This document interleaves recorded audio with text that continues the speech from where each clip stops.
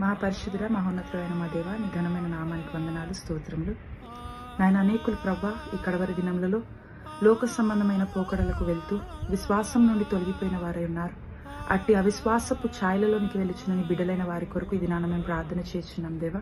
వారిని ఇది నాన్న దర్శించమని అడుగుచున్నాము తండ్రి. వారి యొక్క అంతరంగ నేత్రములను తెరచి వారి యొక్క హృదయంలో ఉన్న ప్రతి విధమైన చెడుగును తీసివేసి నీవే వారితో స్వయముగా మాట్లాడి నీ తట్టునకు మరలా వారిని త్రిప్పుకునమని అడుగుచున్నాము. స్తోత్రం. నీ యొక్క విశ్వాస కార్యములను వారి జీవితంలో జరిగించి మరలా నీ సాక్షులుగా వారు ఉండగలిగే స్థితిని మీరే వారికి దయచేయమని, ఈ కడవరి దినములలో మేము చేయించిన ఈ యొక్క విజ్ఞాపన ప్రార్థనకు గొప్ప నెరవేర్పును దయచేసి మీరే మహిమను పొందమని, రక్షణ భాగ్యంను, రక్షణ క్రియలను, విశ్వాసపు నాయనా తండ్రి అద్భుత కార్యములను వారు అనుభవించగల స్థితిని ప్రతి ఒక్క బిడ్డకు మీరే దయచేసి, ఎంతమంది అయితే ఈ రక్షణను నాయన నిర్లక్ష్యము చేయించినారో వారికి నీ శిల్వ శక్తిని కనపరచుమని మన గొప్ప రక్షకుడైన యేసు నామమున అడిగి వేడుకొనుచున్నాము తండ్రి.